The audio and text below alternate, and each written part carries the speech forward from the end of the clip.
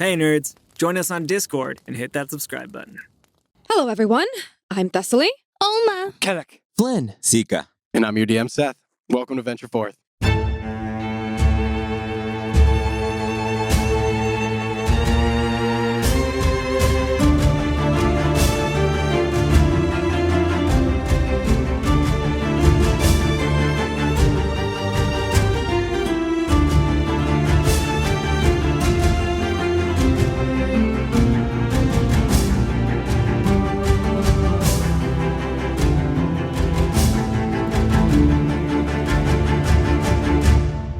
When last we left our heroes. After their first dinner around the table of Olma's home, the agents of repair all made their way to the comforts of their individual rooms, where they began their evening rituals. But in the night, Flynn was visited in his dreams by a new player on the stage, a mysterious shadow-wreathed entity that claims to have helped Flynn in the Underdark, and a few other times besides. You asked questions of this entity, learned a touch about the nature of whatever deal you made, and were rid of the previous physical manifestation of whatever pact was struck. The contract you signed in the Underdark was revealed to you right before you awoke, once again in your bed, with a heavy piece of parchment in hand. But any attempt to read it was interrupted, as you were quickly alerted by strong flickering firelight seeping in around the edges of your bedroom window. You awoke the rest of the group, and as you all hastily left the house, strapping on your weapons and armor, you found buildings alight with flame, as marauding frost giants and their pet winter wolves lay waste to the outskirts of Sun Plume and the people who resided there. You jumped into battle, making short work of these frost giants as you simultaneously saved multiple townsfolk from a violent end. The battle was over quickly, the flames of the buildings put to rest by Olma and Kellic, and you began to investigate the frost giants and what they carried with them, as you also came to know Griff, the cloaked figure on the roof who aided you during the fray. But as you investigated the body of the frost giant wolf caller, you found a hastily drawn map that appeared to have some sort of rough battle plan sketched upon it, with the outskirts of town indicated, as well as the town center. And at that moment, you heard and then saw as the full assault on Sun Plume was launched, and a frost giant priestess astride a white dragon descended from the sky to lead the charge. You barreled toward the town center and came upon a scene thrown into chaos as giants and ogres pillaged and burned. And at the town center, a lone figure in plate mail and a few woodsmen mounted a defense against the frost giant priestess and her dragon. Without question or hesitation, the agents joined again in battle, fighting alongside the citizens of Sun Plume. Seeker summoned Blueberry, Flynn tapped into some new force available to him, and Thessaly squared off in the sky against a dragon. You made embarrassingly short work of the frost giant priestess, and then brought her dragon low, at which point the giants, leaderless, were routed and forced to retreat. Get wrecked. Ain't want none of Blueberry. Get on out here. The chaos began to subside, and the fires set by the giants were quelled. The citizens of Sun Plume slowly began to gather in the town center. The identity of the man in plate mail was revealed to be none other than the Mayor of Sunplume, Grom Sunshield, a half-dwarven warrior in the twilight years of his once illustrious adventuring career. He introduced himself and then disclosed that he knew of you as well, as he recognized your visages from the various papers scattered around town, pointing you all out, or rather, Olma, Kellic, and Flynn, as fugitives of Kaldor and the capital city of Oakenspire. Scoundrel. But one by one, the citizens who you had fought to defend and kept alive came forward and gave testament of your selfless heroism. A father and his daughter, an older couple, and their beleaguered cows. A local man who, without your aid, Kellic's aid, would have died in the jaws of a winter wolf. And as the testimony came forward, Grom Sunshield remarked on the distance of Oakenspire, the independence of Sun Plume, and its position out on the frontier, his dislike of their politics and games, and the nature of the long eve, how it was a time for things that were meant to die. And he said that today, the fugitives fleeing from Oakenspire died in Sun Plume, and that all he saw here were citizens. And then, Olma asked him to sign the deed to her new house. So as we come back to this moment, Olma holding up the deed as the townspeople gather around you, you are met with a very inquisitive stare by this half-dwarven warrior, and he just says, "What?" My family's from here, and they still have a house, and now I have the house. And then he looks at you, and his eyes narrow, Who's your family, girl?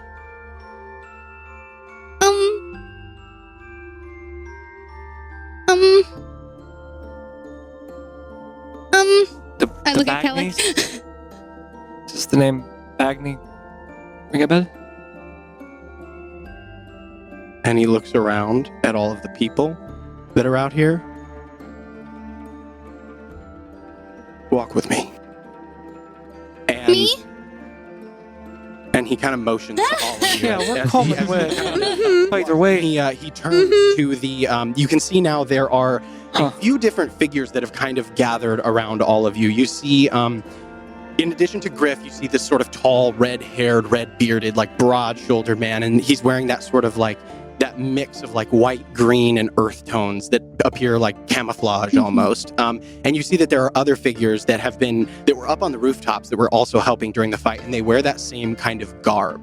It looks like there's some form of like organized woodsman kind of enclave here. You see a handful of figures. You see a tall, like half-orc woman, very sort of like muscular but lithe, and she has like this raven black hair that's kind of done up in almost like a mohawk with the side shaved, carrying a long bow. And you heard him refer to her in the battle as Nessa. So he turns to her and to Griff, the taller red-headed man, and he says, "See to the fires. Make sure that everybody's safe. Take a tally of the dead." And then he motions for you guys as they start kind of going out and talking to these other figures in these sort of cloaks and start identifying town leaders and various people who appear to maybe know a little bit about what they're doing, as kind of immediately the scene kind of sets up into this kind of organized chaos as voices are calling out and people are looking for one another and kind of taking a tally, trying to sum up the damage and see what has been done. And kind of the town suddenly spirals into movement. And you see as Brim kind of walks over and joins you all.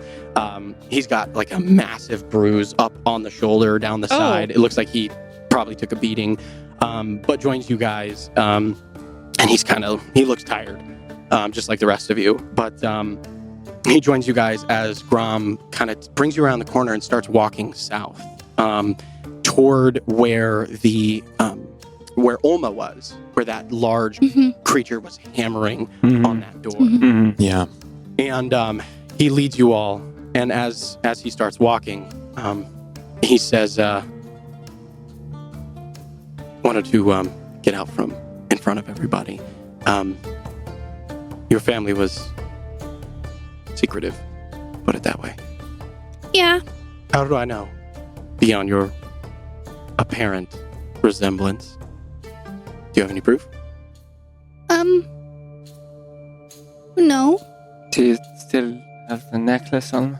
Well, but why? How does a necklace prove anything? I don't Nobody know. else knows about it, and I can read stuff no one else can read, and I mean, we have a thing at the house that I can wake up because of who I am, but like, that doesn't prove anything to you. It just, I can see things. Keeper. Yes. You know of Keeper. The lady sent him on errands from time to time. That Right, makes sense. I mean, yeah. he goes around town and he bought Nice clothes. I guess shopping. that's true. Yeah, he's not like a. One of- That's why you guys were all looking at me like I was crazy to say that there is something that lives in the house. Well, I didn't think this would ever happen. Do you know what became of them? Yeah. And? We found their remains in the forest.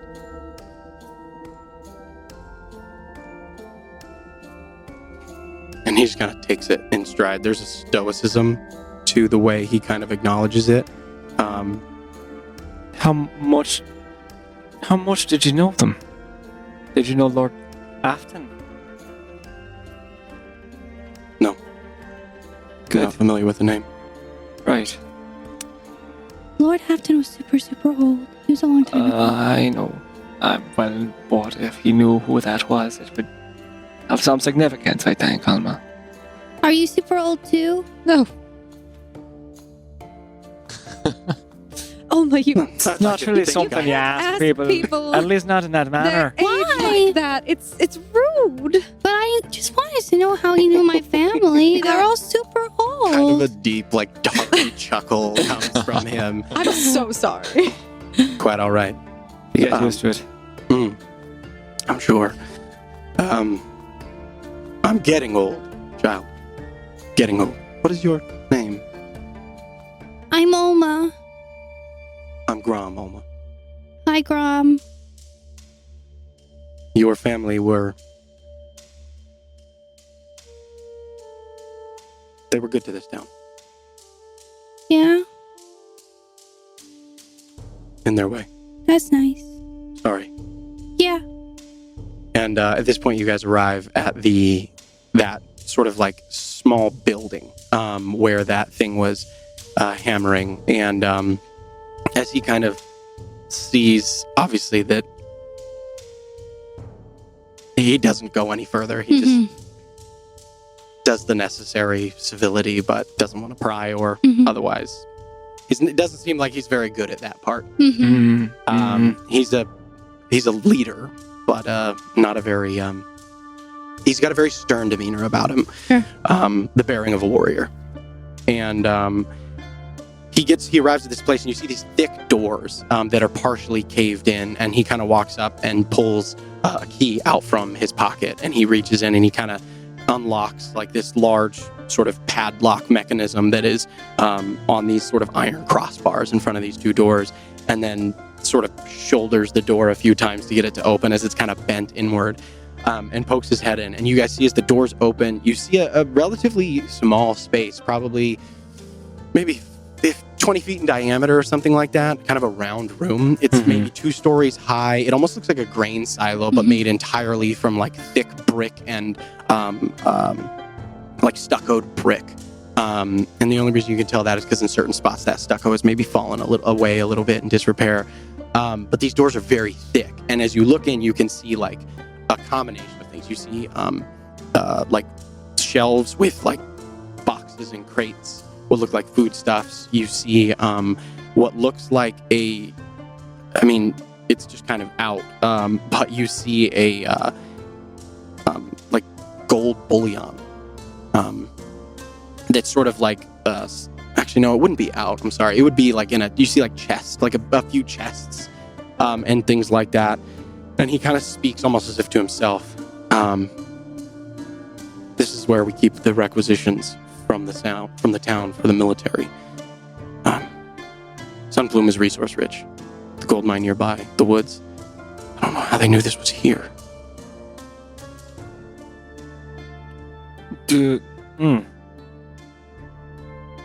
When they come, these giants, they come before, aye? Hasn't happened in over a decade, but they have. Do they... What use do they have for gold? I suppose the one we fought earlier had some on it as well. They have little use for gold, but everything else, the resources, and you can see like the crates. He said this is food, provisions, the wealth of Sun Plume, a significant portion of it, meant for the war effort. Every town has to do their part. Well, there's magic that can detect things. It's not beyond possibility. They were certainly capable of quite a bit of magic. Got a dragon at their disposal. Never seen that either. They were much more organized this time. Huh. Yeah, this is not our first run-in with giants. It's not even our second. It's not our second? No. When was our second? Well, first it was in the mine. Then it was in Marstock. And now here. Would you really think that in the mine it would be considered an encounter with a giant? Because they kind of belong there, and we were interrupting its I habitat. described it as a run-in. I feel like you're being kind of semantic with me on that. Well, but in this setting, they they attacked, which was more similar to Marstock. I'm just saying, I think this would be considered our second encounter with giants. The first one, like, Anyway, we took over their environment. the point being, Get used to it. there seems to be... Also, if you want to really start splitting hairs, technically we fought two kinds of giants in Marstock between the... No, we only fought Thunder, one. well, the Thunder one showed up To though. help us. So we're encountering... That's still a separate encounter Grom, with this another isn't giant. abnormal. But there seems to me that there's something above typical. Also, it might be our fourth because when we came down from the Kellic. temple, we fought that. Dear, Was that a giant or a cyclops? There's a Kellic. Cyclops. Still a giant folk. Anyway, there's some kind of Oh, political. I mean, if we're going to start talking giant folk, then... Oma, Right, the Banuk tribe. Just don't get me started. let's refocus. It seems to me that the storm giant we encountered was not too keen on the fire giants we were fighting in Marstock. There might be something going on with the giants of late because the Marstock was recently attacked by fire giants who were digging to get to a vault of some kind. a weapons cache. Right. So I don't know. Maybe there's something buried here as well. Do you think maybe the giants are in a fight with If each they're in other? a war as well, and maybe they're preparing for it, stocking up on supplies. Wouldn't surprise me with most of the rest of the world gone to shit. Or they could be working with another army. What do you mean? Well, they might be allied with. With Ondale? Or Canbaldir, Could be. or the Underdark. They were amassing forces. You said they don't normally come, and they've been very, very organized. More so than usual. In the past, the frost giants are well known for raiding. It's how they prove metal within their society. It's how they take most of what they produce. They're not producers themselves, But craftsmen or The giant, farmers. They the giant- take. the giant that came down on the dragon seemed like they could do magic. Maybe they have something on them. It seemed like they were maybe the leader. Maybe we could see if they have anything on them to indicate why they came here. when I hold up the paper Mm. that has like the where we are circled, do they normally carry maps when they raid? He like looks hand at it it over. and he takes it Cool. and he looks. And then he walks into the place.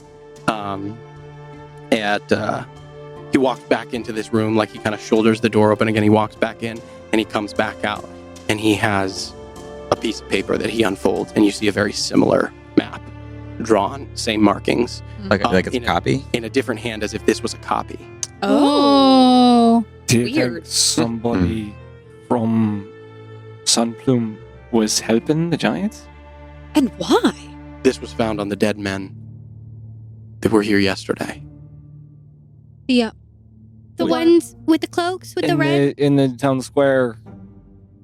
I imagined They're not good maybe. people, just so you know. Oh. Did you all have something to do with that? Do it that. Why would you ask such a silly question? Out of uh, curiosity. Why? Gonna roll a little inside check for you. Oh. We're just gonna see what old Grom just gathers that off. Do I get to deceive? Yeah, go ahead and roll a Out for of sure. Go ahead and roll. curiosity. To all of us going, well, help. Is that like a disadvantage? I was gonna say I don't know if you want to yeah, go ahead and. Do I want to roll at disadvantage? I'll do it. No, Okay. just straight roll. I'm not gonna. I'm too tired to It's more for lie. the humor- that's more for the humorous element than the than anything else. But let me see here. Oh, I guess I thought my Oh. deception was higher, but whatever. Mhm. 17. 17. Okay. It appears that he maybe doesn't fully he's not gonna let it go, Mhm. but he's looks confused now as opposed to certain of anything, and just kind of waves his head. Wherever they came from, whatever they did, there was a copy. This map was found amongst one of the mages wearing the red cloaks. Oh, wait, that could mean So that means the wolf that the red wolf. is working with the.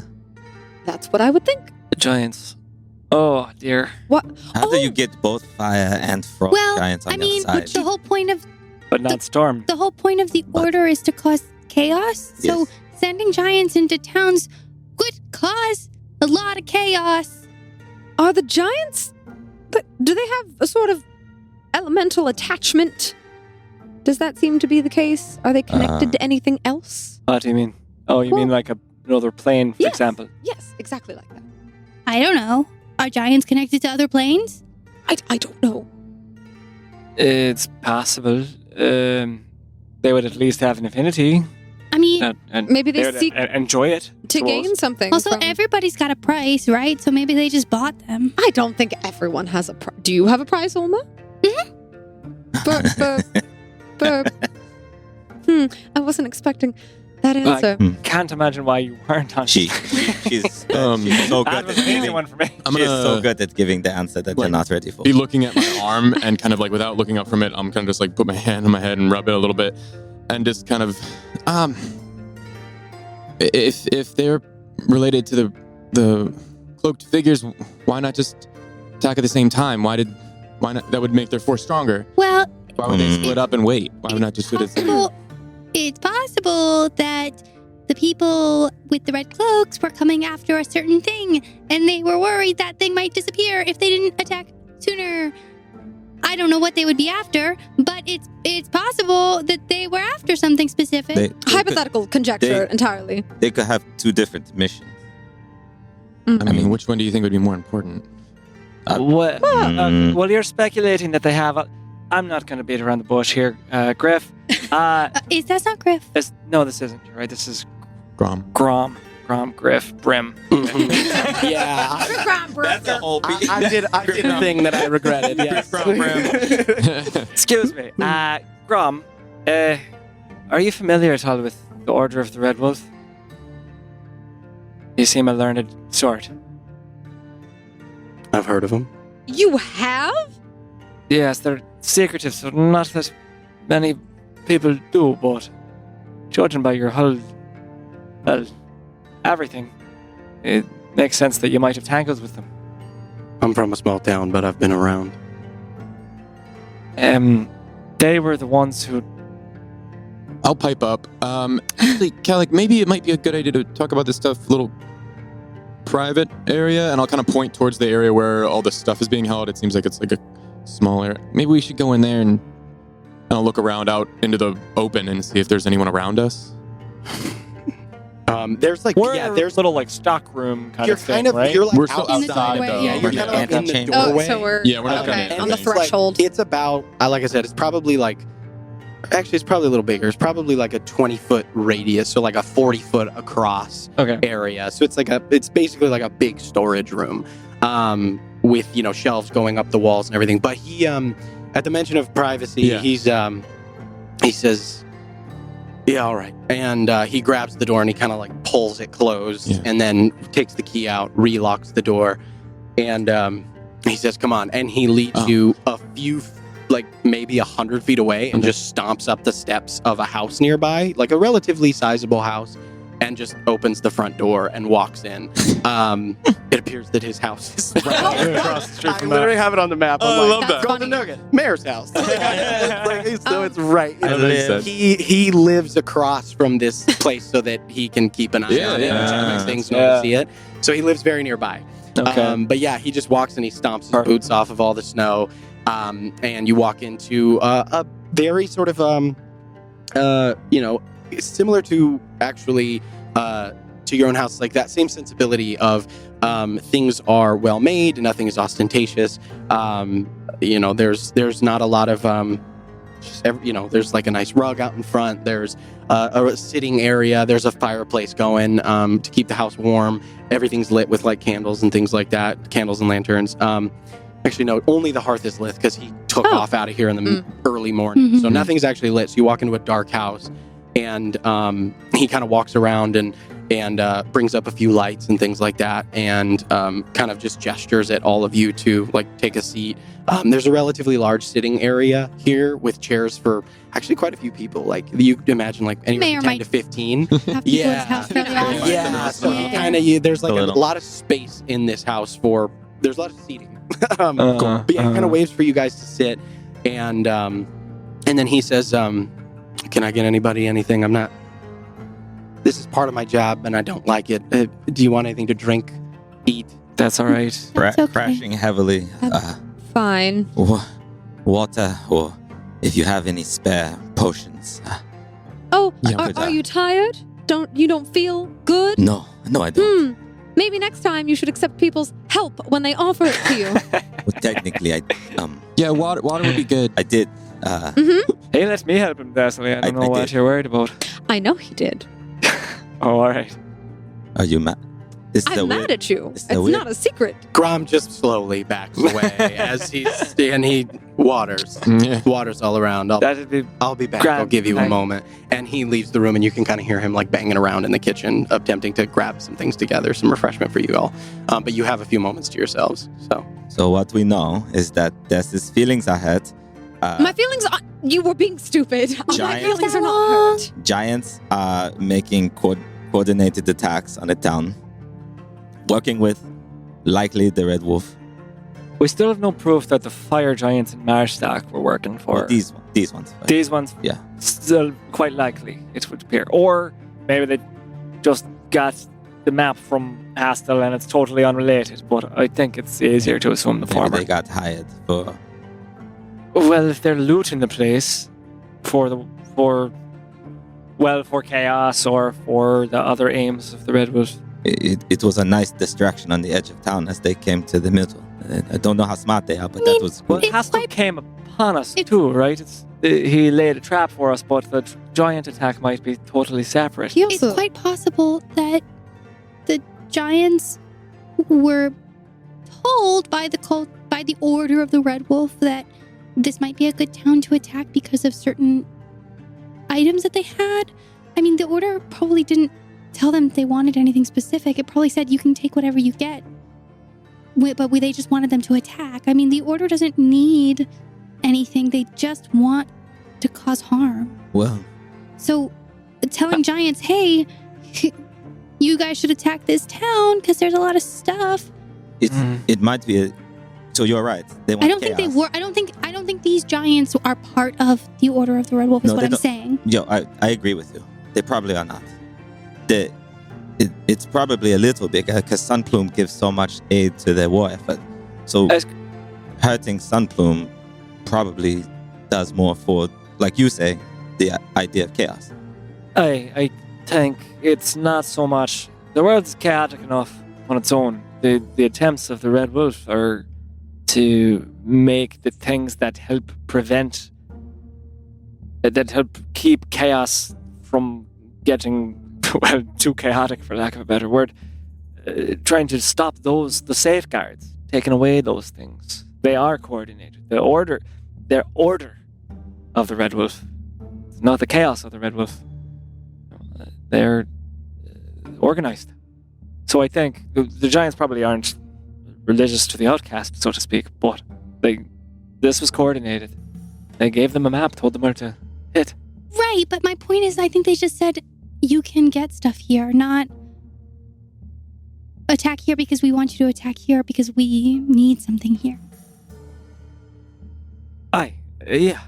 I mean, I don't think that there's any locked up soul crystals in that tower, for example.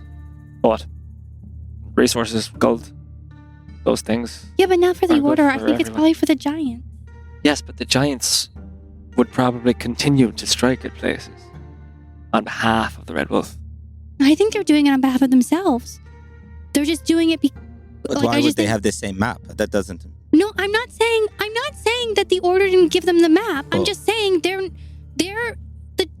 being manipulated Oh, by yeah. the Order of the Red Wolf. I'm Yeah. saying that the giants were being used Well, either way, as a weapon. The giants were pointed at a place and being used, but I don't think that they are gonna as long as the Order continues to give them locations that benefit them, sure, maybe they'll continue to do it, but it seems like they're more out for themselves than anyone else. What makes you say that? The fact that they were trying to break into the area and not the Order of the Red Wolf?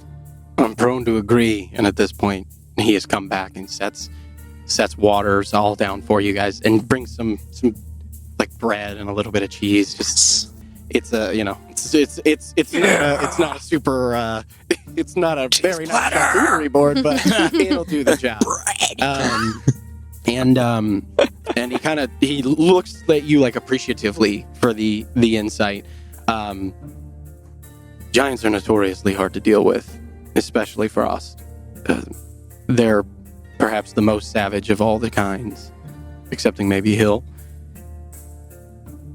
The girl's probably right. They saw something that was in it for them, and they were used.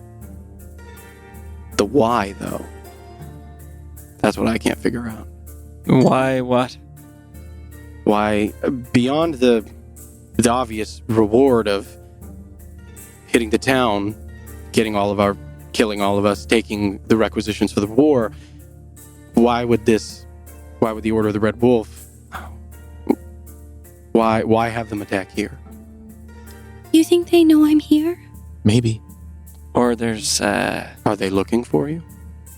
No! Why would anyone be looking for me?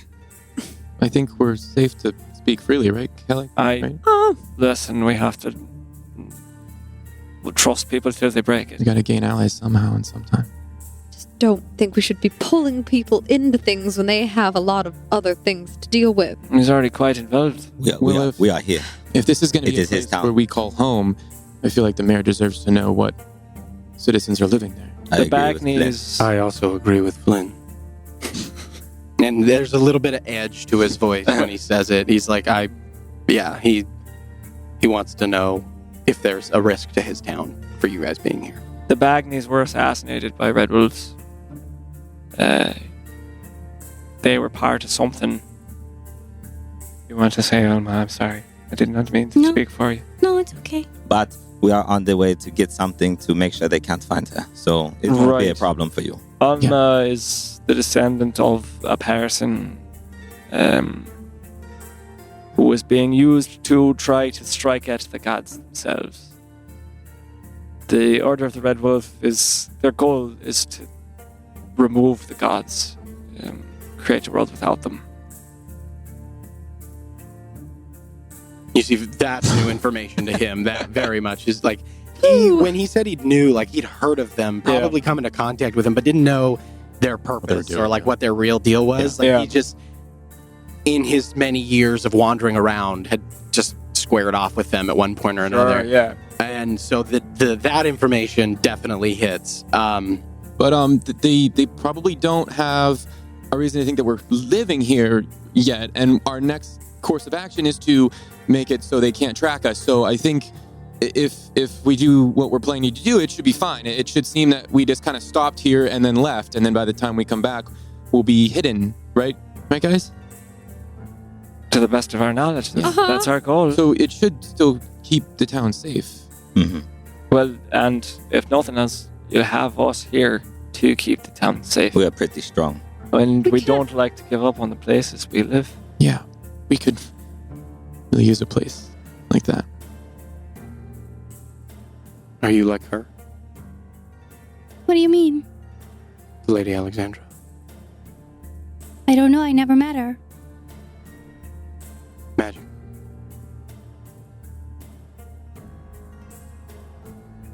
Yes? He just kind of nods slowly. Wasn't something that was well known about her. But you knew it. I saw her once. What did you see? She fought here for the town when I was a boy. Saved a lot of people. Must run in the blood. Lots of things run in blood, Alma. What your decisions are what make you a hero. Just like Alexandra, and I think Clara as well. What you said the why. If this is kind of motion like back to where we came from, if that is destroyed, what does it mean to the war? What does this town do for the war? That's the part I can't reckon with. Not enough. The war machine of Kaldor is vast. We contribute our part, but not enough to make any serious dent of any kind in the larger effort. But if they were looking for you, I think it's possible that they came because they knew we were here because someone told them, Mm-hmm. and that this whole giant thing was just another plan in motion that they had already had to attack, or maybe to, cause distraction while they tried to get us. Could be that. It could be that. Especially 5 fugitives being cut down in the town square would fall far down the list in the wake of the town being destroyed. 3 fugitives. I think you count. At that mention, DM, real quick, I would like to get a gauge on Grom Mhm. and see what do I like. So he's a man who's been around. Mm. Where does that background come from? If I've been trying to get a read on him since we walked in from the square, did he serve in Kaldor's military? Did he? Go ahead and roll an insight check at advantage. Oh. Ooh. At advantage. Roll good. Oh, that's not bad. Plus 21. 21? Not plus 21, the Yeah, total. I'm like, wow. That's Yeah. plus 21. Wow. I knew Um, that. 21 I total? love it. 21 total. Definitely. Infantry? Yeah. Ranking officer? Probably not. Okay. He, with a 21 insight, he speaks about the Kaldor military. He's been talking about it. It is not with fondness. No, I didn't get that, he's almost like there's he does not when he says the Kaldor war machine. There's a note of disdain. Yeah. Mhm. He's not you, but there's something about the way he moves, watching him fight, the tactics, Mhm. the choice of weapon. It's It's all Familiar. It's familiar. Yeah. There's something the axe and the shield, the full plate, the way. There's something. Cecily is very much able to pin down where that background might have started, at the very least. okay. I'm just gonna take that in and then try to actively not make eye contact anymore. Okay. Well, we killed their leader, so probably good for a bit, right? Oh, the giants? Yeah. Yeah. Well, and We didn't kill them. yes, we did. Fine. Yeah. I yeah, don't yeah. think there's any point. Oh, I just meant we didn't kill the leader of the Red Wolf because they're still alive. Oh, we didn't do that. Right. There's Yes, I'm sorry for deceiving the you. party that was searching for us. So if we think that they were both here for us in a way, cause chaos or find us or cover it up, maybe we try and do something to show that we're not here anymore. I don't know how, but maybe when we go to the monastery, we make some noise. I don't know. Just know that we're not here anymore, so then they don't keep attacking here. I want to attract them to the monastery Attract either. them somewhere. I think if they can track me, they'll know when I'm left. That's we left also earlier, and then when we came back, there was. We didn't leave very far. That's fair. Also, that felt very much like an ambush.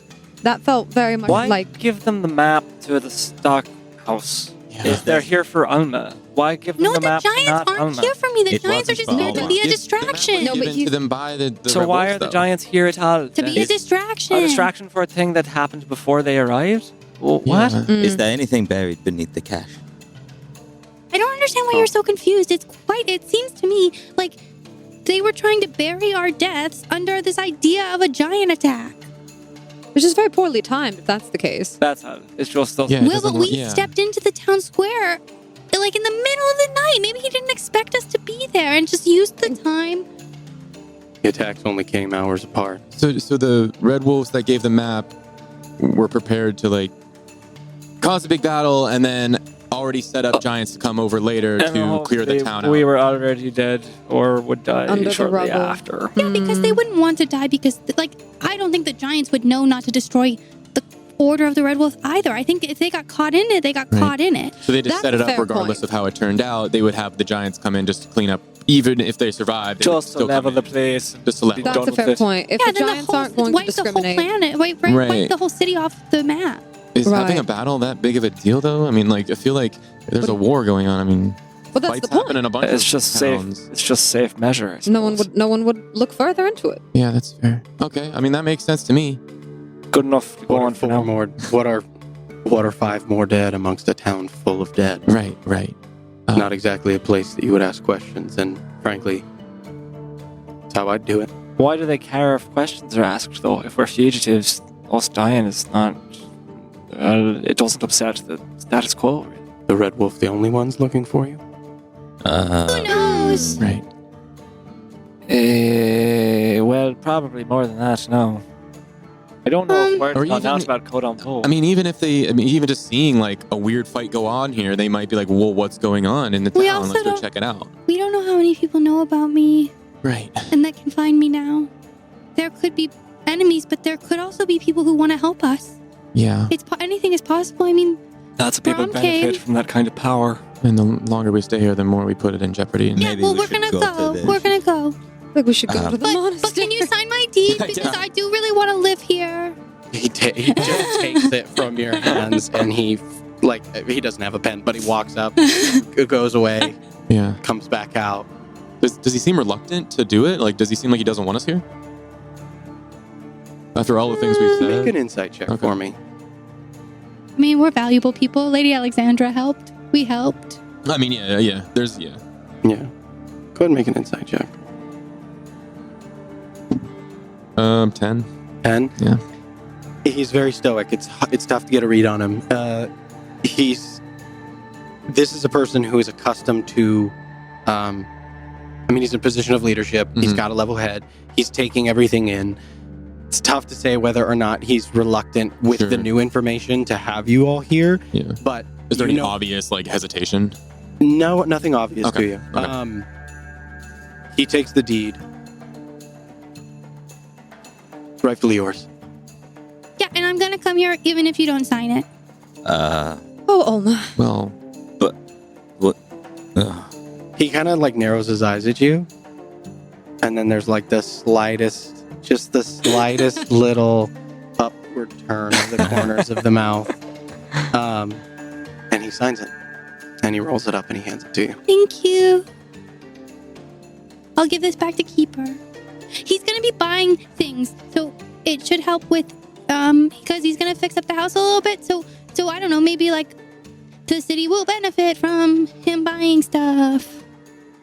At least In the increase city. the value of the area around the property, I suppose. That house isn't so derelict. The market is down in Sun Plume. Not that desirable of a location. It's so cold up here. Hey, Grum. Here, catch. I'm gonna toss a vial of ink. Mhm. And I'll point to my scroll Sleep that's real strapped to my backpack and look at it. yep. It's gold. It's gold. One moment. I don't know why you Wow. bother with this when Why you you don't give out the check ink it. seeker? Do hold that. I want to take a look. I'm gonna open Jeez. How do we not notice that? I'm gonna open the scroll and see what it. I bid thee well, my friend. I hope this finds you hale and healthy.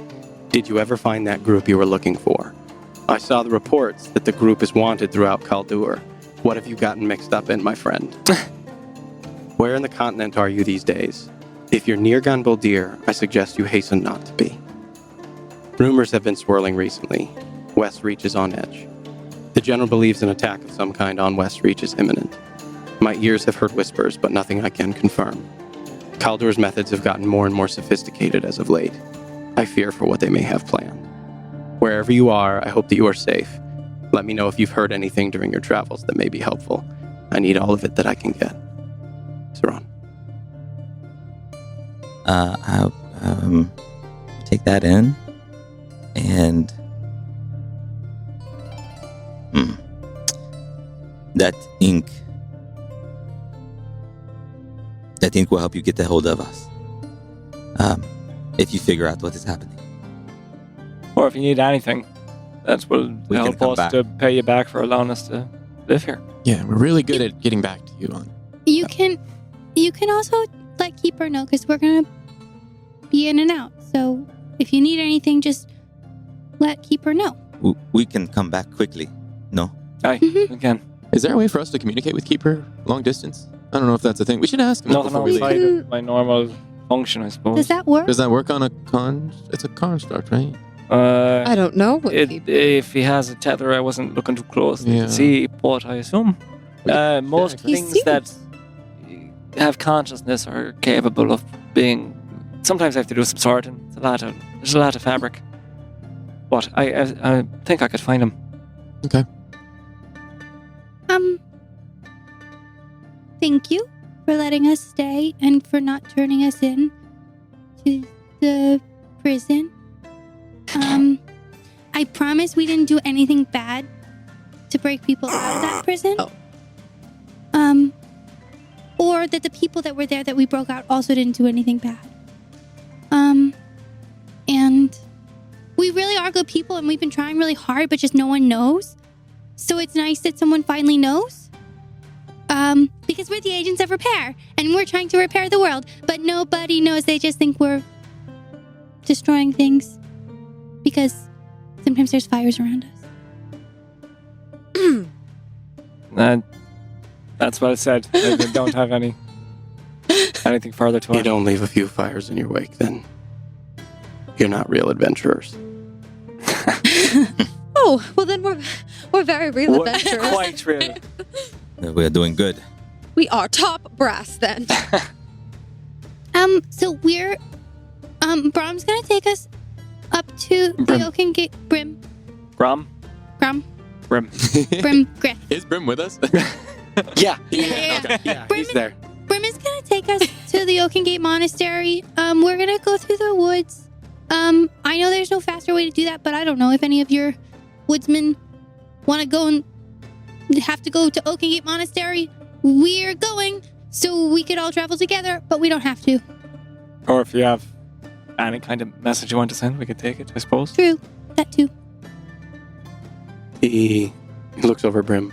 Monks from the monastery do come to town from time to time, purchase provisions. We've always had a good relationship with them. And he kind of nods at Brim in the corner, who just nods back. One of the woodsmen might be able to accompany. I could send Griff. He knows the land well. He could probably get you there in quicker time. That'd be cool. Aye. Yeah. All right. I'd like to get a move on shortly, though. Does anyone else want to sleep, or is that just me? I just need a breather. Take a moment, this- but yeah. I think time is of the essence, as usual. This whole conversation, could that have been construed as like resting? I'll Like say a short rest? Yeah, normal We're conversation. going to do Yeah. a short rest. I'll say that, yeah, you guys are cool because you will have the opportunity. So he says, you're welcome to stay in Sun Plume. Your family home is yours. Thanks. I care deeply about the people of this town. I trust you'll know if it's best that you remain. And he nods, stands up. Feel free to take a moment. I have duties to attend to. Does anyone in town make a good potion or anything? I need a little recovery. I'm sorry to say there's I can hear you, Seeker. Seeker, I'll do it. And I just smack him on the chest and then I give him. Let's see. How peaking are you looking? Real bad. Real bad? I'm going to give you 60 points to lay on hands. That's ooh, big heels. But yeah, that's there That's you about- go. that's But I'm about gonna bang climb on. you like right on the Yeah. sternum. That's like, about bang hard, on. not It'll kindly. I it'll don't cap- remember, Yeah. and I need to remember this for your sorcery Mhm. rules. On a short rest, how many sorcery points can I get back? 1 plus half your level rounded down. 1 plus half your level rounded down. So for you, it'd be 10. it'd be half Well, your it's my sorcerer I'm level. 11, so Perfect. So yeah, it'd be 5 plus 1 is 6. 5 plus 1 is 6. There you go. 6 sorcery points back. Oh wait, Math. Awesome. Yay, guys! Thank- I've got 8 points. Feel better? Anymore. in one way, yes, and another, no. I needed those. Grom. We have every intention to do right by this town. And you. Good. And he turns and heads out unless there's anything else. We're gonna head out. Yeah. Okay. Yeah. You all take the next, probably at this point, like 30, 45 minutes or so to take a beat, Finish up our drink bread. some water, yeah. finish up your bread. Yeah, I'm gonna go to the water fountain in the square and kind of like Awesome. splash some water in So my you face. return to the square? Yeah. Okay, cool. As you're, when you get there, I don't want to be in someone's house when they're not here. yeah, you can see, you see I that do. Grom sort of returns to the center of town, and like people are kind of coming and going. He sets up, like, for lack of a better term, a little command post almost, and he's just kind of stays in the center of town. It looks like the inn, which is also at the center of town, that was partially on fire. There's people who are kind of working, and people are coming in and out of that building a lot. You see a sign above it, and it's got a like a gilded golden scrawl. It says the Gilded Nugget. And there's like a little, basically a little caricature of a man with a pickaxe who's like swinging it towards a big hunk of golden rock. Nice. Awesome. And you see it's a pretty, good medium-sized inn. There's probably maybe a dozen or so rooms in there, and people are going in and out of there a lot.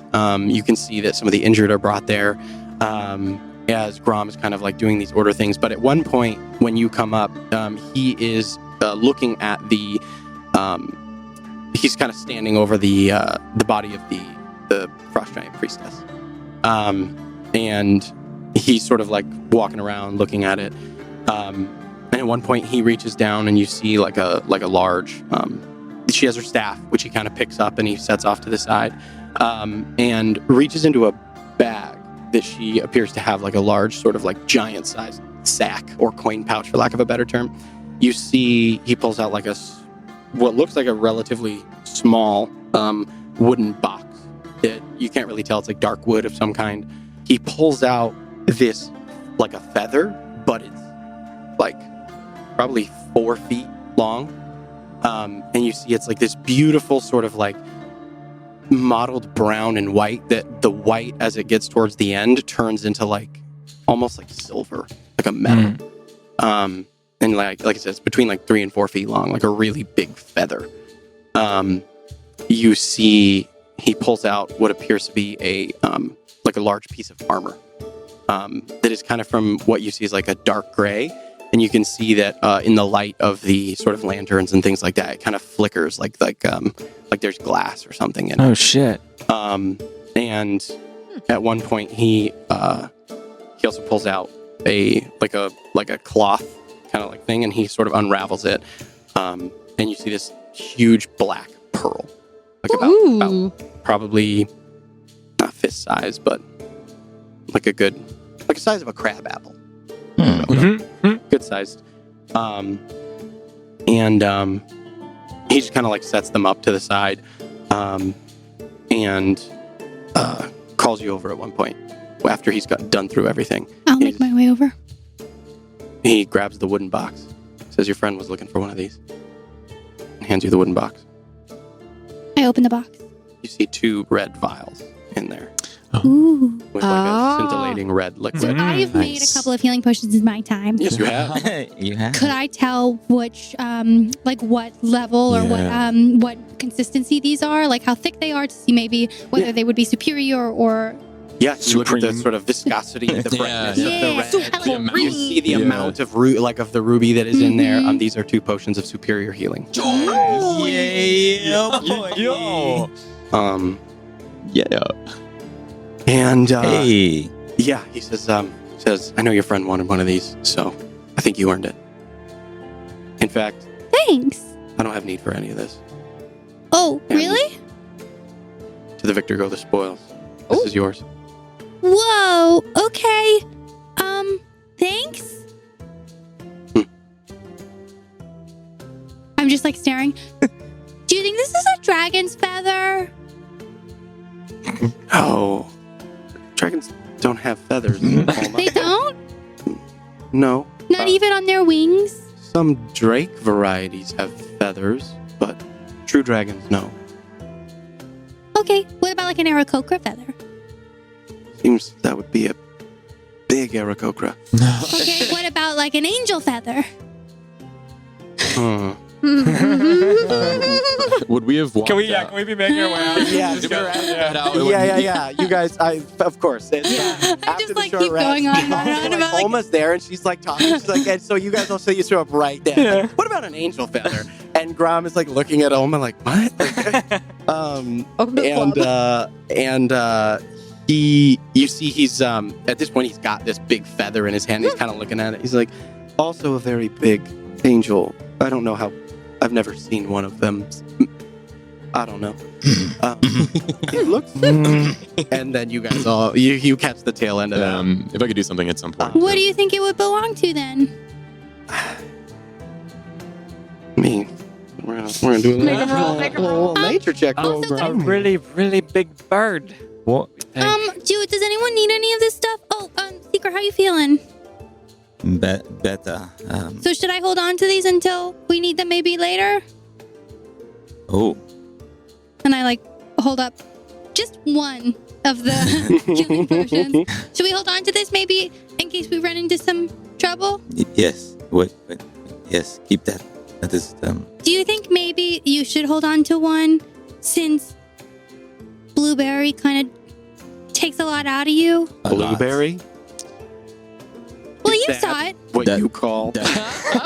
Why do you have a problem with She, that? she is a gentle Her being. name. She is very gentle when you get I to her. saw how gentle Blueberry was. You She didn't hurt you. Not at all. Not at all. She And I'm doesn't glad like she to be didn't. threatened. I'm glad she was on our side. So maybe you should hold on to one of these, and I give him one to just like keep with him. That would help. I'll try not to be behind as we move, but I just don't really like to waste time trying to like give you a potion when you can just like take care of yourself. so wise. Can That's I? what you want to call Is it. this too big for you? Do you think? And I hold up the armor. Can I tell what kind of armor it is? That's a breastplate. Ooh. He As just you bought a hold it up, breastplate. now that you've seen it up close, you can see it's made from what appears to be a very dark, sort of gray metal of some kind. But looking into it, you can see that the that sort of scintillating quality to it. It is not. It's not glass, but like almost like gemstones. And like crushed, similar to crushed ruby actually, but like not red. It's like a white, Pretty. as if like a crushed diamond or crushed Yeah. glass. Does it seem magical? As you look, there are 5 runes that are set into the chest piece of the piece of armor. What languages do you all speak?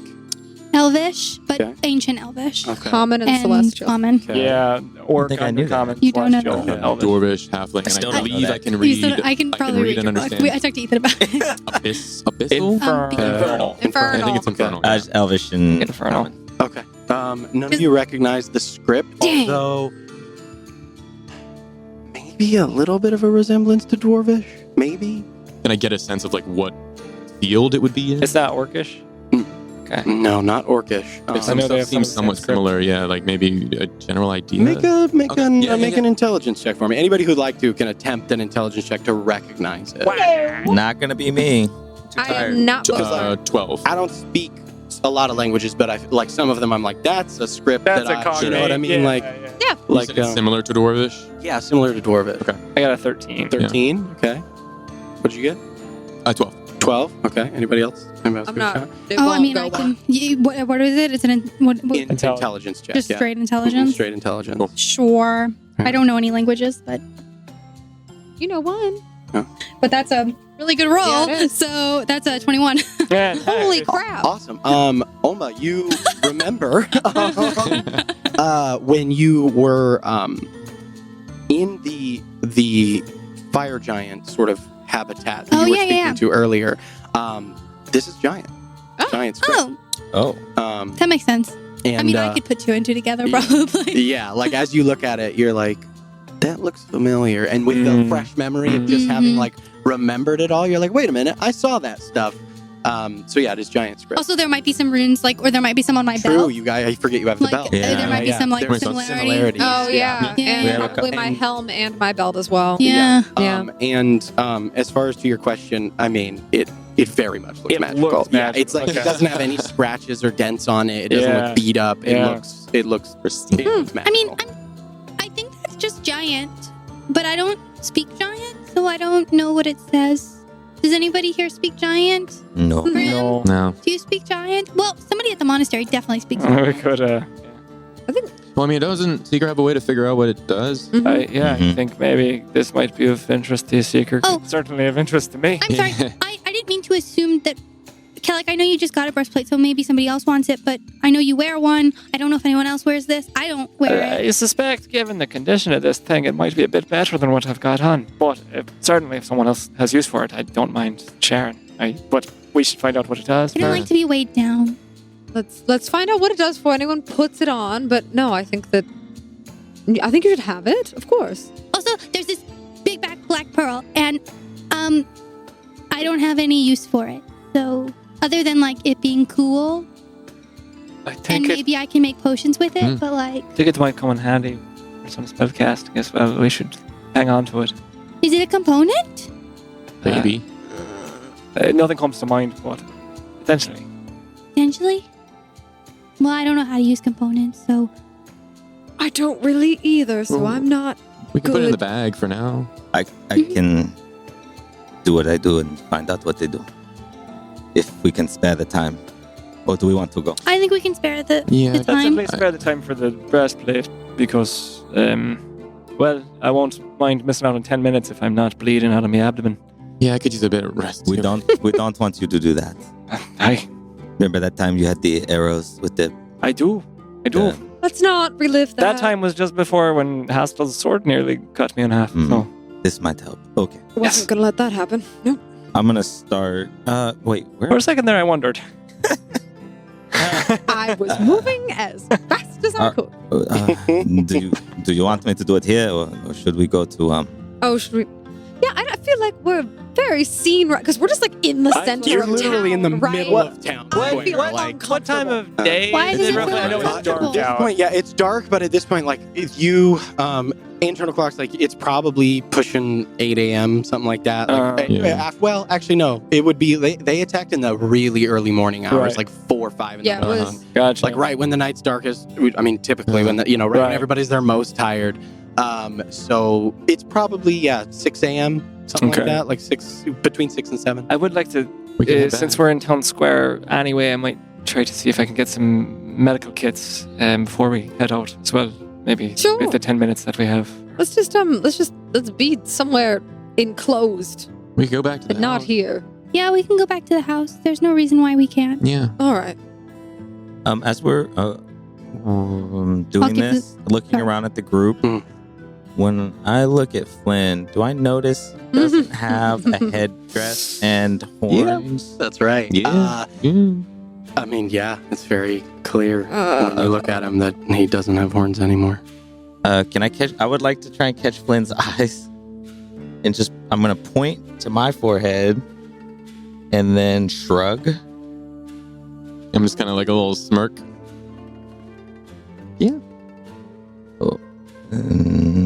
So I'll put my thumb up, and then I'll turn it down, and then I'll shrug. I'm assuming we're walking, and they're like, I'll just kind of like put my thumb up, like hesitantly, bring it up, and just. Do I believe? Do I believe the thumb? Is this a confident? Do I believe the thought? There's I would say What there's am like like there's like a brief hesitation of it. Like I think about it for a moment. Like you see me kind of like. even as I ask the question, I'm like, I kind of know what I'm asking, but I'm not 100% sure. So it's like, okay. Then I kind of enough- ruffle my hair and Enough for now. do that. Right. Keep walking. Yeah, I mean, I'll allow you to make of that what you will, but it seems like he's like sometimes maybe good, sometimes maybe shit. It seems There, like there's an element of it where there's an Yeah. uncertainty there for sure. Yeah, I'll say like I am kind of tired because I'm with the battle, but like Mm. it seems like I'm a little, there's a bit of a pep in my step, I guess, a little bit if I wasn't so hurt. Yeah. It's I guess yeah. okay. Yeah, you guys all make your way back to. I'm He's gonna in go the if I can Yeah. go shop for healers' kits, effectively. Gotcha. Absolutely, yeah. Okay. And I'll take But the that can armor. just be while they're headed to town, and Yeah. I'll just meet them. Yeah. Yeah. Cool. Yeah. Yes, as you sort of head off into town, and actually you probably wouldn't even have to go anywhere because like a lot of the wounded are being brought here. Okay. Yeah. And so like you can probably head straight into the inn. Okay. Because you see that's where a lot of the wounded are being brought. As you walk in, you see a very like kind of charming little inn. It is you see basically like deep redwood rafters. Everything's lit with what look like hanging lanterns. They're all and the walls are all decorated with like old mining equipment. You see pickaxes and like wheelbarrow wheels, and the whole sort of interior is made to look like a very the support trusses that you would normally see in a mine. Yeah. Like it's basically kind of designed with that aesthetic in mind. Mine aesthetic, sure. But very warm and inviting and welcoming. This is the Golden Nugget. It's called. It's called the Golden Nugget. Yeah, it's called the Golden Nugget. Okay. Where's the Gilded? It's No, the 'cause you had a guy- Sorry, oh. it's the Gilded Nugget. The Gilded Nugget. The Gilded Nugget. But you see, it's decorated with like old mining equipment. You see like these low hanging lanterns, warm woods, and you see sort of like standing up on the bar top. You see a wizened, like small gnome. He's got sort of like curling hair that appears to be blonde that is long since like or is like 98% to white. You can see just like the thing. He's got that kind of like the horseshoe balding pattern, but it's kind of like curled out and smooth. You see and he's sort of like up on the thing and he's like pointing at people. He's like, no, put them over there and put them over there. He's like, you got to keep them separated. We need more boiling water from the kitchen to dress the wounds, please. He is. Okay. And you see he's got like this sort of little vest on, he's got a white shirt that's rolled up sleeves. He's just like calling shots in here from the bar top. You see he's got a small like jeweler's glass that is hanging from a chain on his little vest pocket. Okay. You see and then somebody calls out to him. They say, Tobin, they say we need more bandages. And he says, all right. And he goes, Dale, yeah, okay. And he's like, yeah, I got it. And then someone runs off. It's very like den of activity. And you can see that all the tables have been sort of pushed back and like are flipped up onto walls. And there have been like basically this is a temporary sick bay kind of. A scene that I would imagine Kellic is incredibly intimately familiar with. Very used to, yeah. Which Super I think comfortable here. It's pretty well organized is the first thing that I think Kellic notices. It's like the appreciation for like the craft. It's not running with Swiss watch precision yet, but they're doing okay. And it appears that there's a mix of people in here. And you see a few like people kind of wandering around that are doing their best to try to, help out people. There's a lot of burns from the fires, a few, few limbs that are probably broken just from either falls or running or getting hit with something that was tumbling through. Fortunately, there is no one in here who appears to be in any dire straits. I think Kellic instinctually, correct me if I'm wrong, but would be like, where is the person? The first question, But there's no one in here that is in like any dire. It's mostly like broken limbs, some burns that need to be tended to, probably more than a few concussions, but no one who's in any serious trouble right now. Okay. Yeah. I would look to see Dale is going to get more bandages. Yeah, you see just like a human male. He's sort of very thin build. He's wearing like still kind of like pajamas, for lack of a better term. He's just short crop brown hair, kind of a long thin nose, and he's like just baggy eyes and obviously a kerfuffle. I guess is he at this point? Is he coming back with them, or is he just heading out to go? He looks like he's turning to go. Like he's going somewhere in the back of the establishment. Okay, then I guess approach Tobin. Yeah. So you come up and he's like, move those beds over a little bit more. We can clear off more tables. Bring them into the back. Hi. Hello. Hi, Tobin. Tobin Goldhand. Pleasure to meet you, sir. Kellic Gray. Nice to meet you. What can I do for you? I got a lot of things going on, pal. if you're not too short on supply, I don't want to take if you're in dire, if things are quite bad. But I'm hoping to purchase some medical supplies for my own crew. Kellic, you're the fellow that helped. I am. Yes. What do you need? Just a few healers kits. Dale! A few more bandages, please. Poor Dale. That'd be lovely. Is there anything in the meantime while he's getting those that I can do to help? Well, yeah. And he pops off the bar and he walks you over. You can see a sort of you see like a small family that's gathered around. The person who's probably the worst off here appears to be a sort of like a middle-aged woman. You can see that there are two children that are sort of around her at her bedside, as well as an older man. You see he's big and kind of burly, got the thick neck and muscles of a man who works with his hands. Potentially one of the miners who works out in the mine. Yeah. And she has pretty severe burns, pretty much like up the whole left side of her body. Part of the hair is kind of missing. She's conscious, and but she's kind of and she's like gritting through it. But you can see the family's concerned with her state. She's with Kellic's expert eye. He very quickly is like, she's going to be okay. Right. But there will be without breaking my stride, I'll kneel down next to her and just look to them and look her in the eye. Yeah. There's a moment her husband stands up very protectively for just a second, and then he sees Tobin next to you, and he kind of a bunch of survivors here. I see. You're all putting on a brave face. How are you, madam? Fine, dear. Yeah. You look. I've seen a lot worse, but I've seen people with what you're dealing with not deal with it quite as well. So good on you for that. My kids tell me I'll need to find a new hairstyle. Well, we may not need to worry about that just yet. And I'll just very, very tenderly put my hand on hers. And I'll cast Cure Wounds, and I'll try to give her scalp back. All right. You see as... let me ask you. As the burns undo themselves, what does it look like? It's the same process of as though materializing, as if these particles are just floating in the air invisibly, and they just combust.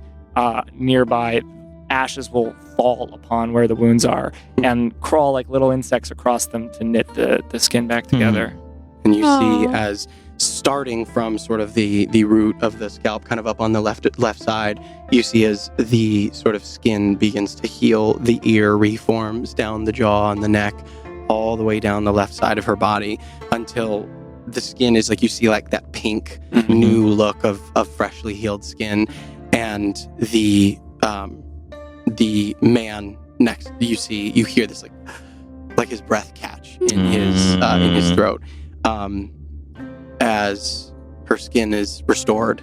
And you see there's probably going to be some faint scarring still, but you have undone the vast majority of the damage.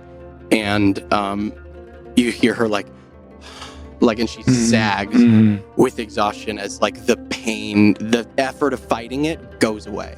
And you see it's just silently just tears of gratitude just leak from her eyes. And the husband reaches down, and he very quickly goes to grab her, and then he's like, "Are you all right?" And she's like, "Yeah." And she reaches up and grabs the side of his face and pulls him in, and they he picks her up, and you hear her as the two children turn to you, and they just grab your hands. And maybe a funny hat for a little while, but new hairstyle not necessary. I'll take that. She's just like her husband won't let her go. And you see as the gentleman he releases his wife and then turns on you, and wordlessly you just and you feel this guy is big bull, and he just you feel your ribs creak a little bit. Bear hug. as he sort of like just like he hugs you and then he grabs your shoulders, he pushes you back, and then he just like looks into your eyes and he just. I know sometimes it feels like the gods aren't looking after us, but that's why people like me are around. And I just try to give him like a steadying grab of his shoulder, and I'll try to leave them to their privacy. Thank you. And his voice like breaks when he says it. At this point, Dale comes back. And Dale? Tobin's kind of been looking at you, like like just watching the whole thing. Nicely done, kid. And he pats you on the sort of the thigh. He's Just trying to old. keep up. Like, Just trying to keep up with folks like yourself, Owen. well, no small task. That. He kind of like hooks his thumbs in his little vest and pulls it down. At which point Dale comes up to you and you see the family kind of celebrate, and you can hear them like, and you hear them all laugh like the joke, like we can find you a funny hat, like, and then the son's like, I don't know, Mom, you kind of rock the bald look. I'm just saying, like it looks great, and they sort of like talk back and forth with one another as the mood is suddenly very lightened and exuberant and joyful,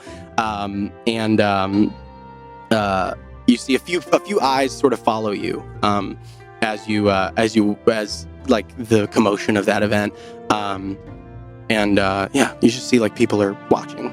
But Tobin kind of leads you through. Dale comes back and he's able to provide you. How many do you want? They could probably spare like, I'd say 4. They could spare like enough ingredients for 4 healers. I would take 4. Okay. Yeah, and I'd pay them if they have any. Like if you reach for it, Tobin's like, he swats your hand. It's like, your money's no good here. I mean, if you want to drink, that we don't give away for free. Maybe another time. Finest brew in Northern Caldor. But he gives you what you need, and he's just like kind of businesslike. He's like, is there anything else? Just if you need anything else, if I can help out in the future, staying at a place on the corner of Broad Street and Fisher's Way, you can send for me there, Kellic Grey, and I'll help as much as I can. No one's lived in that house for a long time. Hey, we're picking the place up. I imagine it'll be pretty well known shortly in town. Glad to hear it. Good to meet you, Tobin. Good to meet you too. All right, Dale, we need more. Just like turns off, and he gets back, climbs back up on the bar, starts shouting orders again, and you kind of hear his voice fade behind you. And I'll leave this place with a little more certainty in my step than I entered it. Okay. And I'll regroup. All right, and as we finish that, we come over to the rest of the group who has made their way towards the house. As you guys, unless there's anything you wanted to talk about on the walk, you arrive. And while the house doesn't look like this yet, I did want to give you guys a preview of What did you do? What did you do? So I'm saying, you can see House the reveal. front door here is the front door. You can see as you walk across. The stairs here are to the left that lead up. You can see sort of the living room area where Kellic's word of recall is cast. The kitchen table and dining room table, rather, where you all dined. Up here is the little alcove in the kitchen with the glass where that looks out sort of as the northeastern part of everything. The kitchen is, that whole piece to the north, the northeast there, or the northwest rather. And then to the right is the upstairs rooms. So you can see to the north here, these are Flynn and Seeker's rooms back here. Cool. And then here are Kellic and Thessaly's rooms down here. And then, of course, Alma's room right here in the middle. The big Nice big room. And then the back down here is the hidden illusory doorway that leads to the stairs, which lead down to the workshop in the base. This center here is the pillar where the memory crystal was and where Keeper's orb rested originally. so cool. It's beautiful. Wow. So, yeah. Lovely. So this Really, is- truly. and This week on Elbor Fixer Uppers. Yeah, really. Yeah. We've got a quaint little. so I've been very excited to show you guys this. So A quaint it little doesn't quite look this way five-bedroom. yet. It's cool. But We're gonna it follow will. the AOR. as Keeper's they- gonna. So I have dubbed it for now in lieu of a different title, the AOR House. Oh. But this is your guys' Woo! Alma's house. that she's sharing. Oh, Yeah. you guys can I don't know. I stay feel for like now. it's tenuous at best. Like one. You guys She can has stay 8 for now. people that she likes Yeah. One slip up, we be out. Maybe. in the world. All right. But the four of you return to the house, and as you do so, you walk in. Keeper greets you. And he says, "Hello, Mr. Soma. Well, that was quite a disturbance. Yeah. Are you it all was. right? We're all okay. Calic is just in town getting some stuff. But he's fine. Oh, But I did get the deed signed, so here you go. It's official then. It's official. wondrous." And he takes it. He says, "Shall I?" Yes. Very well. And he walks upstairs as a silent conversation happens. And Okay. he walks upstairs and puts it And- somewhere. Somewhere. Somewhere. Puts it somewhere. Who's to If I say? wasn't so tired, I might have picked up on that. Right. But I don't know. But he walks up and he vanishes up the stairs, comes back a short time later. Mhm. Is there anything you need? Are you all right? Do you look? Please don't take offense, but a little worse for wear. I need a bath. Very well. Yeah. I can draw a bath for you. Okay. I mean, I know where it is, right? But- It's the. But just be quick, because once Kelly gets back, we're gonna head out. Yeah, well, I mean, Secret, you said you have a few things to. How long is that going to take? It's a minute, right? 10 minutes. For a few. So, I'll come back soon. Yeah, And just I'll be quick. head to my room and do that. Yeah. You walk up the stairs, and you will come back to that. Yeah. As we stay with Ulma, Thessaly, and Seeker. I almost Wow. called you Rodney. So stealth, my name is easy to forget. Stealth right out of campaign. We got like 100 of them. Yeah, I'm yeah. Yeah, gonna go what's into the up with kitchen that? and make like some porridge. Okay, awesome. Is there like do you have like a garden? Do you have like a backyard? Don't think. Yeah, I mean, we have a yard, Is it but like an I don't exterior? think it's very overgrown. Yeah. It's where Stacy. I mean, Stacy's in the front yard, and then we also have like the back area. But it's Stacy. Oh, Stacy. I forgot about I just Stacy. want to go find a place to Elbor's pace. Yeah. To pace? Stag. I want to go find a place to pace, and I don't want it to necessarily be To inside. pace. Okay. So I'm gonna look at Seek and go, I think you got this, and then I'm gonna go outside and just. I need to get out some energy. All right. Don't go far. I'm staying in the. Just do your lore thing. No. Okay. I'm gonna find a little space and just pull out my father's vellum scroll, put it on the ground, pull out my tribute totem, open it up, the orb will float, and I will start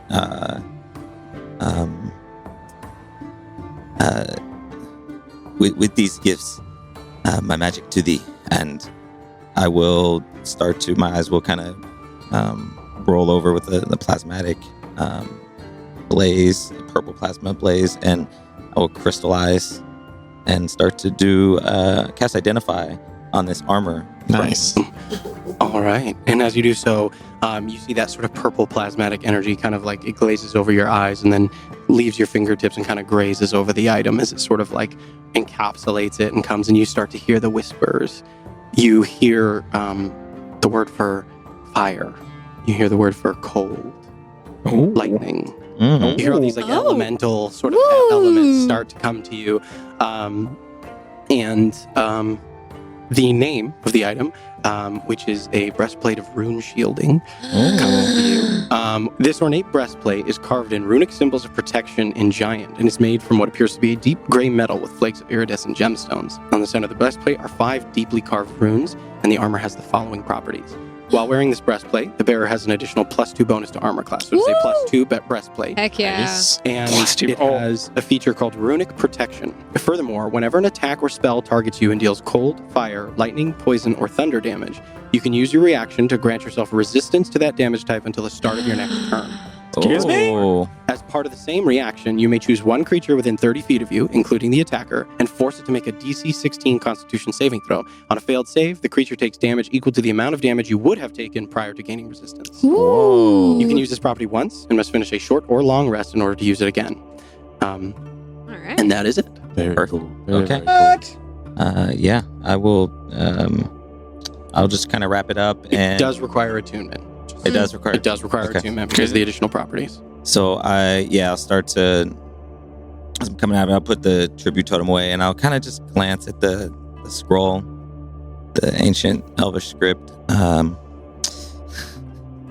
I'll just glance at it and Sigurd, you want any porridge? Yes, please. Yeah, okay. And I'll bring out 2 bowls. Okay. Thank you. Did you find out what the breastplate does? Yes, What does it do? it makes you a lot harder to hit, and you can resist different elemental attacks. I think it'll be nice. It'll Cool. be very nice. You have to use the totem for this? Yes, that, and this scroll. I kind of took this from my father. What does the scroll do? Not sure. I'm trying to read it and trying to understand. I think it has maybe spells or incantations. I don't. If you can't read it, how do you use it? Sometimes I can. So, like when I go in this trance, I can read it, but I can't read it now. Oh, And what language is it in? I think it's a type of Elvish. I don't know. You think? Some of it looks kind of familiar. I speak Elvish. You do? Well, I can read it. You can? Uh-huh. Oh, I would ask why, but that seems like not. Can you read this? I don't know. Let me see. I will hand it to. Be careful. It was my father's. Oh, okay. I'll be careful. And I'll look at the scroll. You, Oma, because you can read Ancient Elvish, you recognize, as you look at the scroll, you see that it's definitely intelligible to you. Like, you're gonna be able to read it, but even this has, like, there are elements to it that are uniquely arcane in nature. Mm-hmm. Being that this does appear to be some relic of Mhm. Laurus, it's this combination of like ancient Elvish, but there's also this sort of like arcane glyphs of draconic and primordial. Even like there's little bits and pieces of it that are in there. Yeah. It is going to take you some time to really figure this out. You'd probably have to spend, I would say, like probably several hours of downtime, like really hammering through it. Mhm. But you can read it. Like you could figure it out. Mhm. Secret, I can totally read this, but sometimes letters rearrange themselves in my head a little bit when I'm reading. Okay. And I have a little bit of trouble, so I have to like sit down with another piece of paper and kind of write it out. And that's gonna take a while. So I can't just read it right now, like looking at it. 'Cause Mhm. I can't, but Oh. I can totally tell you what it says Okay. if I just had like a little bit more time and like another piece of paper and so that I make sure I don't, because the letters are moving in my head, so I want to make sure that I am putting them in the right place so that it's an act. So sometimes when you're reading and the letters are arranged in your head, it makes you think that it's a different word, but it's not a different word. And if you just write it down, you're like, oh, that's obviously this word, but you know what I'm saying? That sounds difficult. It's not going to be difficult. I just need time. Okay. Like, I want to make sure that what I write down is brain, not barn. I would like the right word. Context to- is important. It is. Would you mind translating it? Sure. I mean, when I have a second. Okay. Do you want me to keep it, or do you want to keep it? Well, that depends. Do you need it? Sometimes, like when I do what I just did, and it's kind of important to me. Okay. Do you want to hold on to it until we get somewhere that I can do this with? Or, I mean, I can't. It's just we're going to go into the woods. I don't really think there's going to be any time in the woods to do this. But maybe once we get to Oaken Gate, I can do it like at night or during the day if we have downtime. It's like I'm finishing rolling it as you're talking and putting it back. It's in this like ivory kind of holder case that has script up and down the cylinder, and I'm gonna start to put it in my backpack. Then, no. Why don't you hold it? Are you sure? Yes. This seems really important to you. Are you sure you want me to hold on to it? Yes. Okay. We've had to really. Yes. Okay. I'll put it in my bag. You should eat your porridge before it gets cold. Okay. Cold porridge doesn't taste good. Yeah, I'll stuff some in my mouth. Did you notice that Flynn doesn't have horns? Oh. I did notice, but I will say I don't really know anything that happened. I'm kind of staying out of it. It seems like this is a really big argument. But he definitely had horns. Now they're gone. Well, but I didn't see that. I just saw him wearing his hat, and I assumed he had horns under them because Kellic was mad. But, like, I was in a hallway fighting, and I just heard everybody arguing about something, but I kind of was like, hey, not my business. How mad is he? How mad is Kellic? Yeah. Oh, he's pretty mad. Like on if you were going to put numbers, like would you say like 2 or like 200? It just depends. Like, is he talking to Thessaly? Because when he's talking to Thessaly, he's a little bit less mad. But when other times, he's really mad. You noticed that too? Noticed? Yeah, of course I noticed. What is it? What is what? What the whole thing? They are kind of what is the Well, I mean, when I talked to Kellic about it, he thought Thessaly was nice. And when I talked to Thess, I don't really talk to Thess about it, but Kellic and I talked about it a little bit, and he was like, "Oh, she's nice," and he wants her to think that he's nice and that he looks nice. Oh. But he said that everybody wants other people to think that they look nice. And I said, I don't know if I agree with that. I don't think I agree with you. I don't think. Okay. I think it's at this point that Kellic walks in. You like get into the tail end of that. Just because that's funny. Oh, hi, Kellic. Speak of the Do you want some porridge? Sure. It's good. It's good. Why not? Okay. Porridge sounds lovely. Thank you. I'll run into the kitchen and get him a bowl of porridge. All right. Seeker? Flynn's taking a bath. That makes sense. Does it? He was up in the blood and guts of those things, cutting them up. So. And he Yes. doesn't have horns anymore. I saw that. You did, okay. Just wanted to. What do you think about that? About him not having horns anymore? Kind of all of it. Fuck if I know, Seeker. I give Kellic his bowl of porridge. It's and I just gesture with my spoon. There's a lot that could probably be done. First of all, I don't really horns or no horns. But the reappearance of the horns just makes me think that we're talking about Flynn and not something else. Because take the horns away, they come back.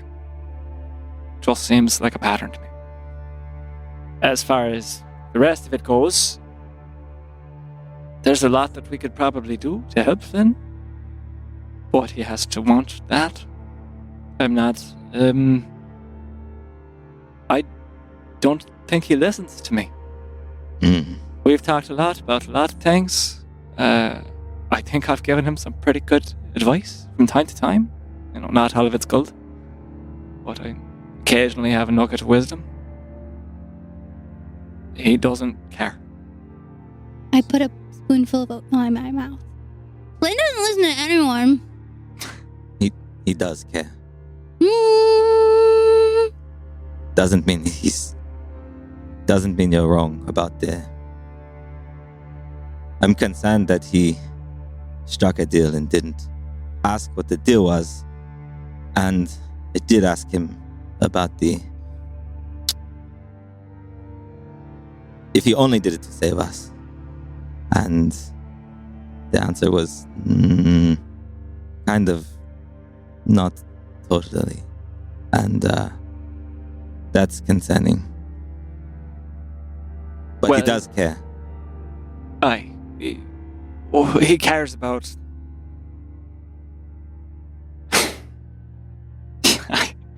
I don't know, Seeker. He cares about winning. It's not a bad trait. Depends on who's losing. And winning at what cost? I don't know. It's not. All I'm trying to articulate is I don't know what to do, and I think the path that Flynn is on is a dark one. But I've already done what I can think of. He is going to come across a threshold, and if he crosses it, he will do something that can't be undone. And I'm hoping that he won't cross it. But I think if I try to preempt that any more than I already have, it'll only backfire. But maybe don't push either. What, you just want him to pretend like it doesn't bother us? No. I think it bothers Flynn. For what it's worth, it's what I'm trying to do now. Not exactly good at sealing my feelings on things. I don't think that's necessary. But if he's walking a dark path, we should be with him, not against him. It won't help. I don't know that I have that in me, Seeker. I'm not going to walk that path with him. We are here because of what he did. We were in a bad spot. I think that would have been You were wasting fine. your breath if you're trying to tell me that what he did was worth it. Because we don't know what the deal was. And it almost doesn't matter. Because if you make a deal with the devil for power, where does that ever end? That's good. Let's say this contract he signed has nothing in it that'll hurt us or others. Well, grand. What about the next time? These things, this quest for power, for might, it always ends in ruin. There's no pure version of it. If I've learned nothing else from Artemisia, then that's that. Flynn doesn't trust us. He thinks he has to do it all on his own. But we're all agents and we're all here together. So him making a deal because he thought it would save us just proves to me that he doesn't think that we can save ourselves. Or that we're all equally valuable and that we can all turn the tides. Why did he think he had to save the day?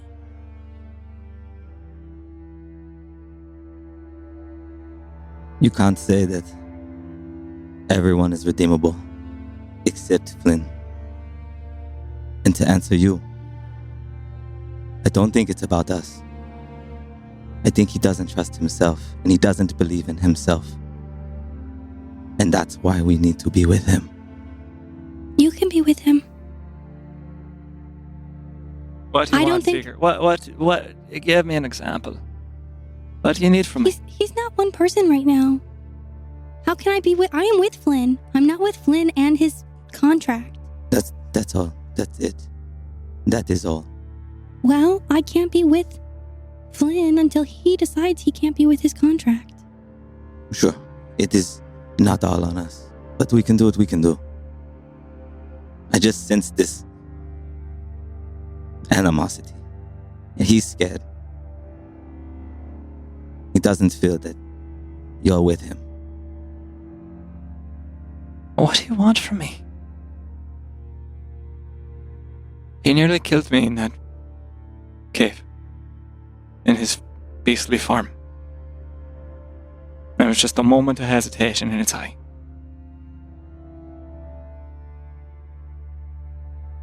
What do you want me to do?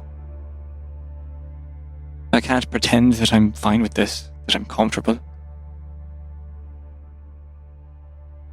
I've already tried to give him counsel. Trying to be his friend. He thinks He thinks power was free. Just you specifically. Just ask and get. I know that's not true. Tried to explain that to him as well. He has to learn it on his own, I suppose. That's why I'm so frightened. I think he may only learn when it's too late. Also, I don't think he's thinking about the cost to everyone. Sure, I have power that I didn't do anything for. But my whole family's dead. Every single one of them, and I never got to know them, and he had a happy life with his family, and for all he knows, they're still doing fantastic. I'd rather not have any power if it meant I could have my whole family. So what's the cost, and what's free, really? Yeah. I don't want you to feel that there's a blind eye here, Seeker. I hear what you're saying. I just don't know what to do. I just don't have a solution. You said there are things that could be done. Maybe we can talk about them later. He has to want it.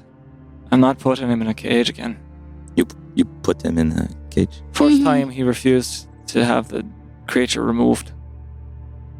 And it wasn't really... It was by happenstance. I really was hoping that drawing the creature out for some kind of conversation would be a way of removing it without it becoming a horrific sheep demon scenario. But the byproduct of that process put Flynn in a cage. And since he was unwilling to do it in the first place, and we couldn't abide traveling with a person who was going to turn around and kill us in our sleep, we did the exorcism.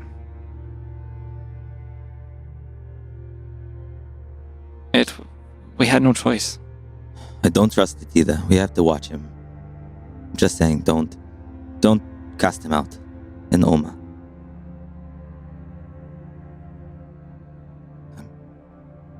I'm so sorry. This is shit. You're right. But doesn't mean we throw Flynn out. Not right now.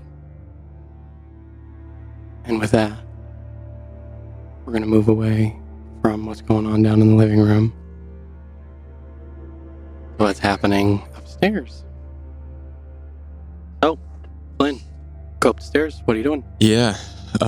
So I head into my room, go into the bathroom, kind of settle my stuff down in there, and head back out. Or I guess in the bathroom, there's a way to like lock the doors and stuff for privacy. I will lock both doors. Okay. Draw the bath, and then I will kind of start taking off garments and stuff to get ready for the bath, and I will pull out the piece of parchment. Okay. And Don't get it wet. I will set that on the. Is he gonna have a I will glass of set mead that on in a the bath? sink. Okay. I will set that on the sink, and kind of like get about halfway, but like not all of my clothes off, and I will also find my little candle that I was holding. Just kind of like, I just kind of look at it for a minute and just kind of like roll it around on my fingers and set that down on the sink as well. And I will, while I wait for the bath to fill, I will kind of sit up on the sink and take the contract. You open the contract. I actually would request that everybody leave the room. No. Come on. I want to know what. No, we don't need to know. Yeah. Okay. I kind of rather not, if I'm honest. Flynn doesn't lie to us about what his contract's about. Why There's would he? some things. Oh, Move my chair. I'm actually You go up for here. this. Oh, good Alright. luck. Chair, help me. All right. Help me. Help me. Thank you all for your patience while we get everybody out of the room. I'm not nervous. All right. You guys can't be here while I'm taking a bath. I need my privacy.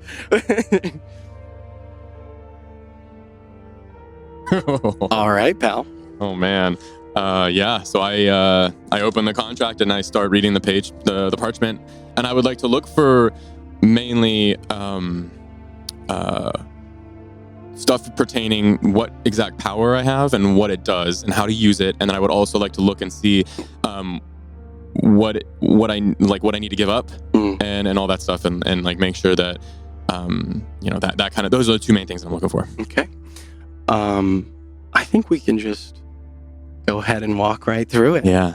So as you unfurl the contract, you see once again at the top what you saw in the dream in beautiful sort of scrollwork handwriting that's very elegant. You see nocturnal pact between Flynn Fellowweave and the Warden of Whispered Secrets, Sovereign of the Umber Wastes, and the Lord of Shadehold.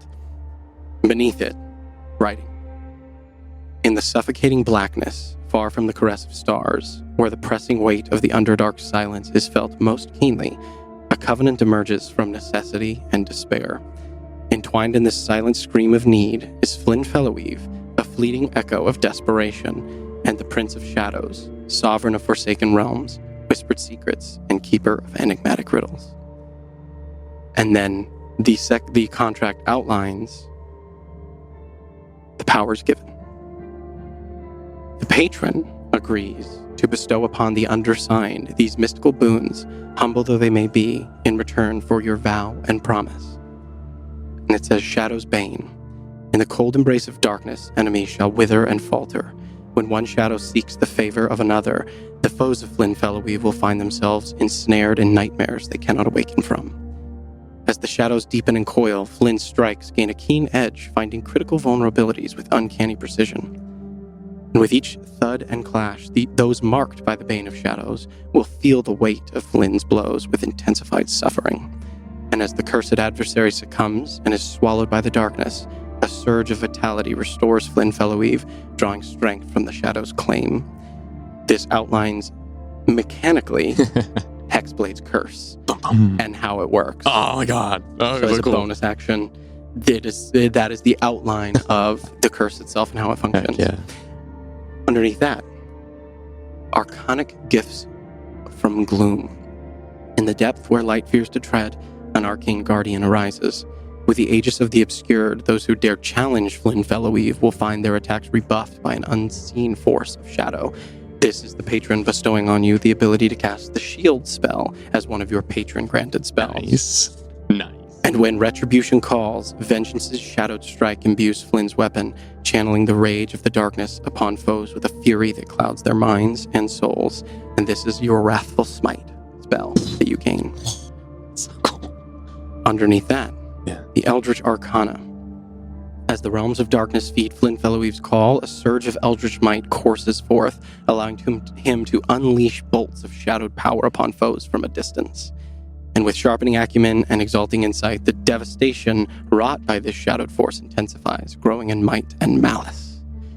This is the ability to cast Eldritch Blast with the added invocation of Agonizing Blast. You may add your intelligence modifier, not your charisma modifier, to the damage rolls for your Eldritch Blast. Cool. As your patron has decided to enshroud your magic with your intelligence as opposed to your will. That's so cool. Echo of Shadows. As desperation seeps into parchment, a fragment of darkness stirs. But once, upon the completion of this pact, Flynn Fellowweave might wear the visage of the Dragloth, a creature birthed from the heart of shadow, the essence, a haunting memory, or a consuming dread. This apparently outlines the moment of the sealing of the pact where he turned you into a Dragloth in the Underdark. Okay. But once. So that is the sort of imbuing of the gift. The price extracted from the shadows. Yeah, this is what I want to get into. This is what I want to get into. How am I going to swing this with the party? In the tapestry of obsidian darkness balances teeter. Flynn Fellowweave shall, when the prince's capricious whims dictate, weave a tale, bleed a memory, or enact a shadowed performance. The when and what are veiled in the riddles of the shadows. The intentional obtuseness of this. There is no clear price. It is simply when I wish it and when I will it. You dance for me. Underneath that, I think I would kind of pause at that and kind of just like an exhale of like, and I'll keep reading. The whispers on this parchment are echoes of the forgotten, tangible yet fleeting, certain yet elusive. Only in the dance of obsidian silence, only in the lament of the deep, shall clarity emerge, if at all. The bounds of this covenant are subject to the mercurial desires of the Prince of Shadows. As shadows shift and change, so too might the whims of the patron, bestowing further gifts in Flynn Fellowweave's darkest hours, always in exchange for deeper devotion and service. In the cold breath of the Underdark and the silent gaze of hidden watchers, both entities seal their bond. And you see there your signature, and underneath it, Prince of Shadows. And underneath it, in tiny print, a whispered warning. Traverse the path of shadows with wary steps, for in the realm of the prince, promises might be chains, and freedom an illusion. Seek not clarity, but survival. And that is where we're going to go ahead and end today's session with everybody else out of the room. Thank you all very much for watching. We hope you enjoyed that as much as we did. I had a blast. Oh, yeah. And we will see you next time. Goodbye, nerds. Bye, nerds.